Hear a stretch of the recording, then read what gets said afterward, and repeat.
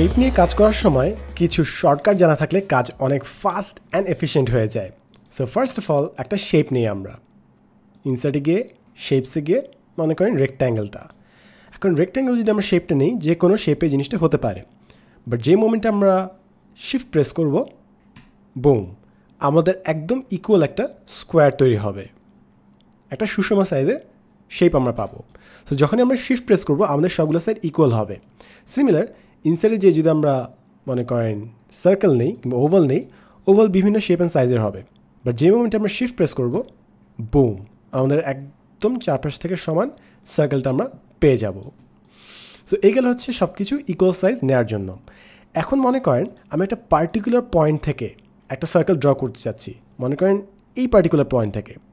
So আমি যদি control press করে সার্কেলটা নিই, তাহলে দেখেন যেই পয়েন্ট থেকে আমি শুরু করলাম ওই পয়েন্ট থেকে আমার শেপটা হওয়া শুরু করলো। এখন আমি যদি শিফট প্রেস করে থাকি, একদম ইকুয়াল সার্কেল। সো আমি যে কোনো একটা নির্দিষ্ট পয়েন্ট থেকে কন্ট্রোল অ্যান্ড শিফট প্রেস করে থাকলে একদম ওই পয়েন্ট থেকে আমার শেপটা ক্রিয়েট হবে। সো এই দুটি ছিল একদম হচ্ছে ইজি হ্যাক। এবার আসি এগুলোকে বাড়ানো, কমানো কিংবা ঘোরানো অপশনে। এটা ডিলিট করে দেই, এটা ডিলিট করে দেই। নিচে বাম পাশে খেয়াল করবেন যে আমি কোন কিগুলো প্রেস করছি সেটা। সো আপনি চাইলে এই রেক্ট্যাঙ্গেলটাকে এভাবে ঘোরাতে পারেন, অথবা আপনি শিফট প্রেস করে রাইট অ্যারো প্রেস করলে দুই পাশে বড় হবে, ডাউন অ্যারো প্রেস করলে দুই পাশ থেকে ছোট হবে, আপ অ্যারো প্রেস করলে দুই পাশ থেকে বড় হবে। সো আপনি যদি শিফট প্রেস করে আপ, লেফট, রাইট, ডাউন এগুলো প্রেস করে দেখেন, তাহলে আপনি বিভিন্ন টাইপের রেজাল্ট পাবেন। এখন আপনি যদি এটা ঘোরাতে চান, আপনি চাইলে এভাবে মাউস দিয়ে ঘোরাতে পারেন যে কোনো নাম্বারে, অথবা আপনি চাইলে এভাবে ঘোরাতে পারেন, বা শিফট প্রেস করে ঘোরালে আপনার 15 ডিগ্রি 15 ডিগ্রি 15 ডিগ্রি করে ঘুরবে। এবং আপনি যদি অল্ট প্রেস করে থাকেন, অল্ট প্রেস করে right arrow 15 degree 15 degree 15 degree, alt press করে লেফট অ্যারো 15 15 15 15 15 15 এভাবে ঘুরছে। সো যখন আপনি অ্যাকুরেটলি কোনো কাজ করার চেষ্টা করছেন, তখন এই অ্যাকুরেসিগুলো অনেক বেশি কাজে লাগে। এখন অনেকে হয়তো বা কন্ট্রোল সি, কন্ট্রোল ভি এইভাবে তারা কপি পেস্ট করে, অথবা আপনি চাইলে জাস্ট শেপটা সিলেক্ট করেন, কন্ট্রোল ডি প্রেস করেন, বুম, আপনার ডুপ্লিকেট হয়ে গেল। কন্ট্রোল ডি প্রেস করেন, বুম, ডুপ্লিকেট হয়ে গেল। শুধু তাই না, আপনি যদি একটু স্মার্টলি কাজ করেন, আপনার ডুপ্লিকেটগুলো খুব ভালো মতো হয়। ফর এক্সাম্পল মনে করেন আপনি এখানে 5টা বক্স চাচ্ছেন সমান সমান দূরত্বে, তো আপনি কন্ট্রোল ডি প্রেস করলেন। এরপর যেই কপিটা কপি হয়ে আসলো ওটাকে একটা নির্দিষ্ট ডিস্টেন্সে বসান, মনে করেন এই ডিস্টেন্সে।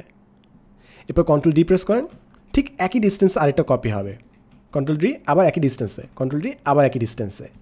এই সেম জিনিসটা আপনি অন্য ক্ষেত্রেও কাজে লাগাতে পারেন। ফর এক্সাম্পল মনে করেন উপরে একটা বার নিলেন এইভাবে, কন্ট্রোল ডি, তারপর এই একটা নির্দিষ্ট দূরত্বে আমি নিলাম বারটাকে, control D D D, control D, control D, control D, একদম ইকুয়াল ডিস্টেন্সে সবগুলো ক্রিয়েট হয়ে গেল। সো এভাবে আপনি একদম ফরম্যাট মেনটেন করে মার্জিন অনুযায়ী আপনার শেপগুলো নিতে পারবেন।